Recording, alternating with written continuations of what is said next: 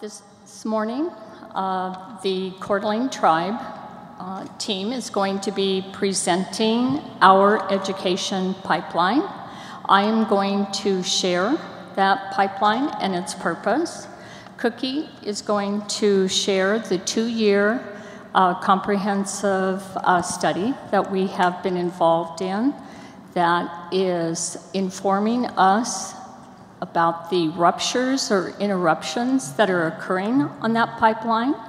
Shauna is going to share one program that is helping us address some of those interruptions. And then Laura is going to share the restoration and revitalization initiatives that we are currently involved in. This is our education pipeline. It was created in 2007, so about 9 years ago. It was a year into my position as the Director of Education. My supervisor, Robert Matt, had asked me to create a one-page document that illustrates what the Department of Education does. Because it was my evaluation, I didn't want to tell him that I had been spending the past year in trying to figure out what we were doing and where we were going as a department. Above the pipeline, you will see all of our students, beginning with our infants through our professional degrees. This is our 2015 pipeline.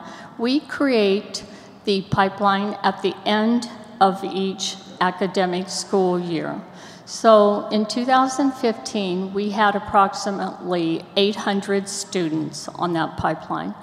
Below the pipeline, you will see all of the programs and all of the partnerships that are supporting every segment of that process. We want, beginning with our infants, to be able to move successfully through each segment and to be able to enter into a career at the end. And as you can see, we have several doctoral students. In fact, in this year, we had our 6th tribal member complete their PhD.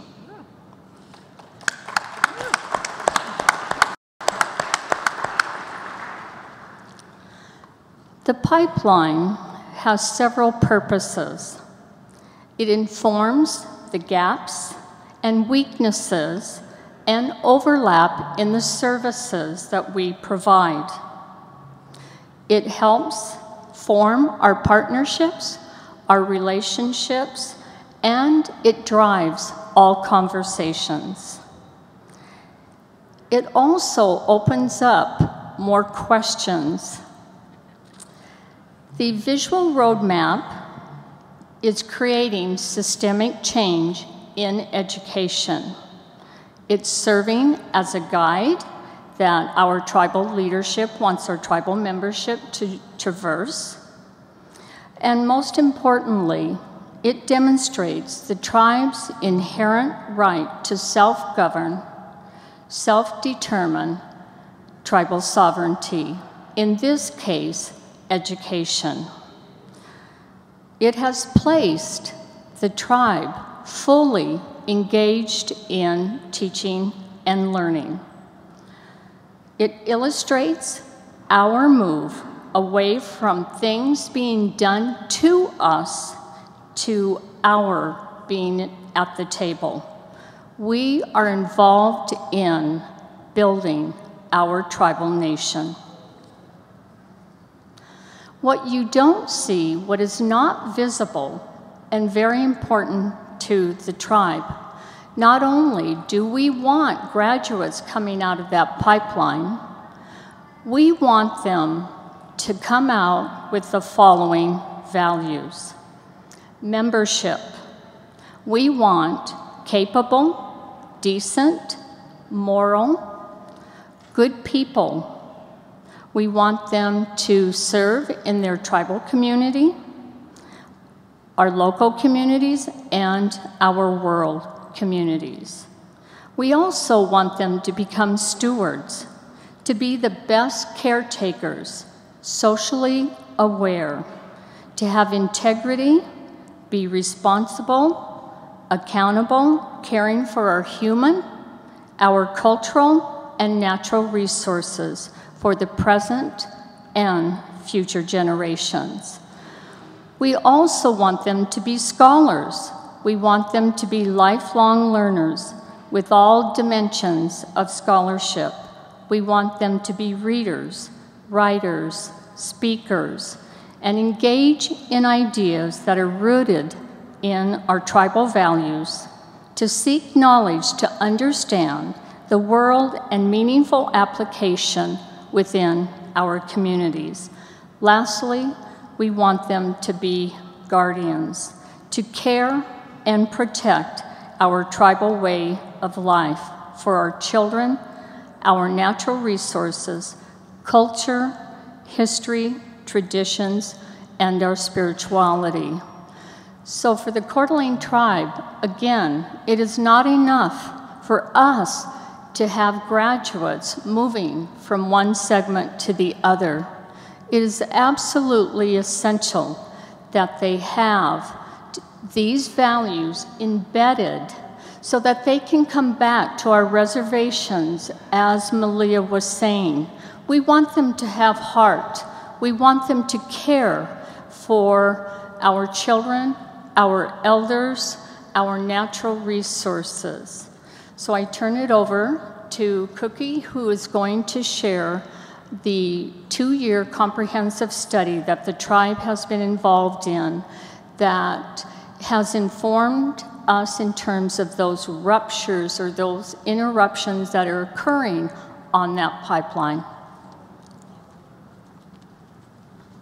Hello, and thank you, Dr. Meyer. As previously mentioned, my name is Cookie, and my part is to discuss how we came to acknowledge and understand the ruptures in the pipeline that Dr. Meyer has presented today and that Department of Education has worked hard to construct. We started by doing self-analysis, self-assessment in our community by using traditional data collection and research methods for a comprehensive tribal justice plan. And in the process of doing this, we realized that we have huge gaps in data collection to tell us the true story of what is happening in our community. What we found is that the data that is being collected is often that which is required by funding agencies, and while helpful, a lot of the time it doesn't tell us the full story. So we realized that in order to practice true sovereignty, truly self-determine what the needs are for our communities, we needed to go above and beyond and get more targeted data.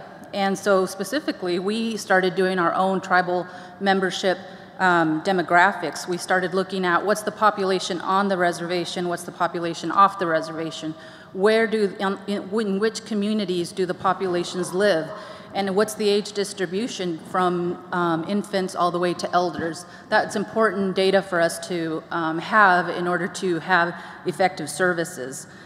So we collected this data and we came together to really look at what these ruptures are. We put together a tribal collaboration committee, which is made up of tribal leaders, program managers, department directors, and we analyzed and dissected this information, and it was a very painful process, but that's what happens when you put a mirror up in front of you. Sometimes you see the good and the strengths, and sometimes you gotta look at the areas that are weak and that we need to strengthen in order to really serve those that we're here to, that we truly love and want to see grow in our communities. We found that the ruptures in our pipeline can be traced back to that historical trauma, and it has affected our traditions, the traditions of the people on reservations, the family structures, and other big issues such as substance abuse played a really big role in the ruptures that we saw. For example, starting in early childhood, our data showed that early on in our programs, we had a disproportionate number of infants that were children that were becoming wards of the tribe. They didn't have permanency in their lives starting at a very early age. When they got to elementary school, the exposure to risk factors began as early as the 4th and 5th grade, these risk factors that can lead to substance abuse. We saw opportunities for education and for prevention at this early of a stage, but we also saw a culture of invisibility, which Malia kind of was talking about. Our kids often do not see themselves, their identities, their culture reflected in the curriculum that's being taught in the schools. And so in a lot of ways, we become invisible at an early age. We get to middle school and high school, and kids are facing more social challenges and pressures. In our community, our data showed us that this was the area that we had the lowest support programs for these age groups, where they're needed the most, where these pro-social activities are needed to help build the protective factors to help them be resilient toward the challenges that they're going to face.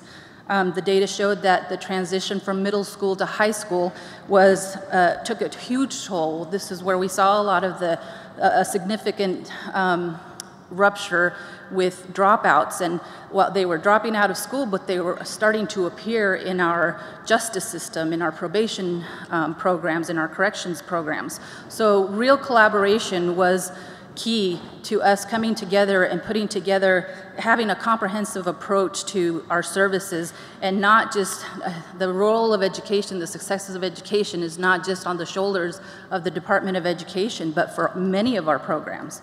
So what are we doing about these ruptures? Well, we're looking to take action. We're trying to be strategic in our planning by positioning ourselves, the people in the community, as the problem solvers and the knowledge keepers. We are trying to do our best to build a foundation of these strategic plans in our services, in the culture, values, and the resilience of the Coeur d'Alene tribal people. We're looking at partnerships that are desperately needed. A lot of the times people look to the tribal government services to be the answer for a lot of the ills, but the research shows that it has to be a partnership with the families, with the school, with other tribal entities and other community organizations. We need to be intentional and specific about what we want our outcomes to be, and then use the data that we're collecting to measure to see, are we reaching that, or what are the actual outcomes, and what changes do we need to make to get to the changing of lives that we're truly trying to do. Lastly, we talk about sharing that data, being transparent, not only within our programs and getting out of our silos, but going outside and communicating it to the tribal membership, to the community organizations, the schools, the leadership, and working together in a collaborative effort. So I will now turn it over to Shauna Daniels to talk about some of the other actions that we're doing to address these ruptures.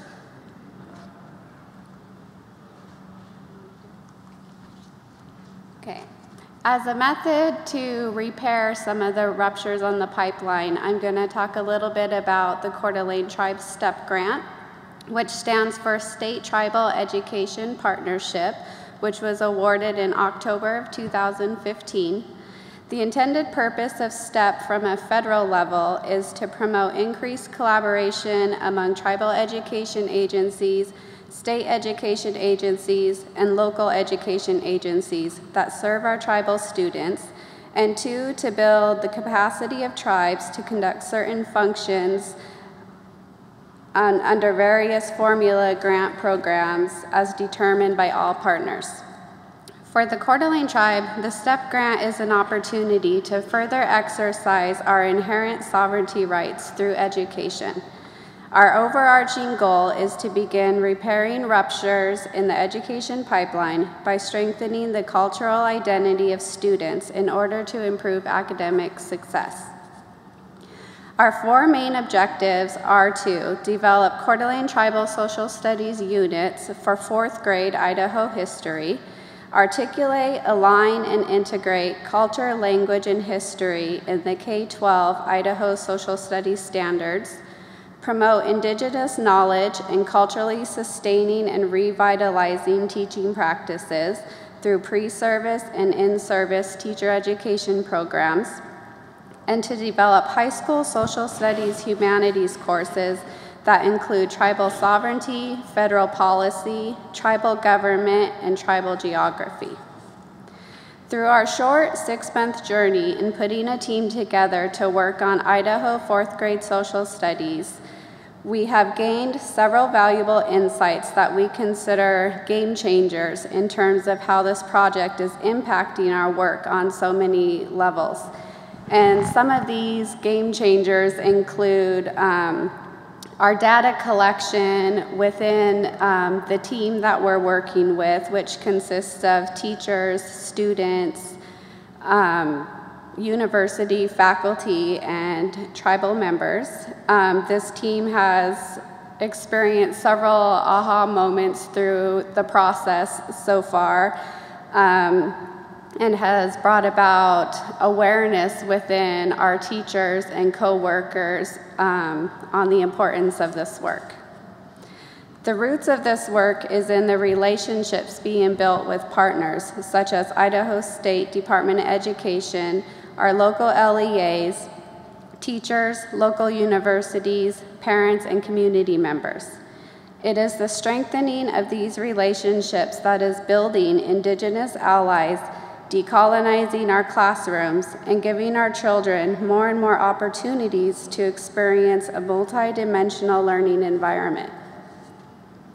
As we move through this process of developing curriculum, we have adopted the framework of culturally sustaining and revitalizing pedagogy that nurtures and strengthens Indigenous ways of knowing in the classroom, incorporating culturally responsive teaching, understanding issues of colonization and impacts of these types of systems.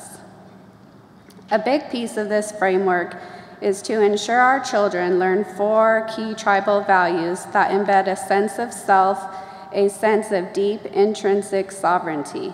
These values are guardianship, stewardship, scholarship, and membership.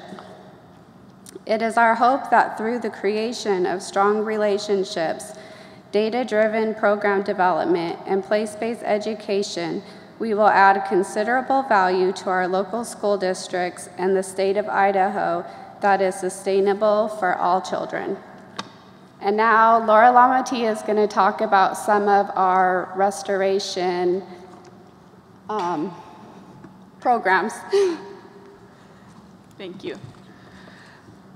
So everything that we have been doing together, that you just heard Cookie and Shauna talking about, has been done through the lens of an Indigenous research approach. Western research, as you all too well know, has too long been extractive from tribal communities and even damaging, whereas Indigenous research is founded on culturally relevant, culturally appropriate methods, as well as being done by the community and for the community. The key question it answers is who benefits. So we came to Indigenous research through some grant work that we were doing that allowed us to attend the American Indigenous Research Association and other conferences that exposed us to scholars like Linda Smith, Sean Wilson, Maggie Kovach, who had done groundbreaking work in this arena, and we fully incorporated it into our approach. It's founded on these 4 values of relationship, respect, reciprocity, and responsibility, which are values you'll find across Indigenous communities across the globe. We're in the process of developing with our partners at the University of Idaho a graduate research certificate and a doctoral program. As you've heard, we're all engaged in that program as well. And the certificate itself is framed around the 5 classes you see here: Indigenous epistemologies, tribal sovereignty, Indigenous research theories, native law, and imperialism. One of the key courses to this program is our tribal sovereignty course. And what this course helps students understand is the ruptures that Cookie was discussing earlier. The initial development of this course was done with funding from the Indian Land Tenure Foundation. It was initially intended as a community course to help the community understand jurisdictional issues. But at the request of Dr. Meyer, we enhanced the class to a 3-credit class at the graduate level, and we've had great success. We've had great representation from not just Coeur d'Alene students, but other tribal members living on the reservation as well as in the vicinity, because we do have the capability of delivering it remotely. And the students themselves are key experts within the class, bringing their life experiences, their career experiences in fields such as natural resources, early childhood, developing child support programs, etc. We also are able to draw upon the great expertise within our tribal leadership and tribal staff to complement the instruction in the class. Our topics follow the general framework of federal Indian policy development, but one of the things that's important is that we emphasize the primacy of Indian law. Again, going to that erasure that Malia mentioned earlier, that too often isn't even acknowledged in the discussion, that Indian law far pre-existed anything that was brought in a papal bull. So our topics come back to that at the end. How do you restore legal sovereignty and cultural sovereignty to our community? And our students become researchers themselves. Here's a sampling of some of their topics that they have researched in the class, depending on whether they're undergraduate or graduate. They do a 10 to 20 page research paper and presentation on topics like blood quantum, child support programs, healing from historic trauma, how tribes are addressing the Keystone Pipeline, even how traditional fire regimes could be used within federal and tribal fire management partnerships. Indigenous research is story. The story is the data for us. And so I'd like to focus on one of the students in the class, my colleague and friend, Kaj Matheson, who many of you had the pleasure of hearing from last night during the culture night. Kaj is a colleague of mine in lake management, and I pestered him into taking the tribal sovereignty class last year. Through his experience there, he went through the gamut of emotions, becoming actually quite angry when he learned of the context and the extent of disruption from federal Indian policy. We also began a broader conversation about whether our department was doing enough to emphasize the relationship between tribal membership and the lake. We have a wonderful department that does legal and environmental protections, but is that helping tribal members connect to the center of who they are? So Kaj went on from that class to finish his bachelor's degree very quickly, and he was promoted to our Cultural Resource Program Manager. He quickly revamped the program from a program that focused on archaeology, inventory, archives, to one that was focused on building a living relationship between tribal membership and the lake. One such example that you see here is that in partnership with Dr. Sean Brigman of the Spokane tribe, they're engaging families and gathering the materials to build their own sturgeon nose canoes, an effort that hasn't gone on for many decades, if not centuries. And those canoes have recently been exposed to tribal waters. They were part of the beginning and the ending of the tribal canoe journey that took place here last week. And we see multiple generations coming together in a very healing, knowledge-restoring way. So Kaj is the education pipeline. It's hard to represent so much data in a linear fashion. So we also want to show you this tree metaphor that shows that the pipeline itself, it is really rooted in those values that Kaj and all of the other students on that pipeline share.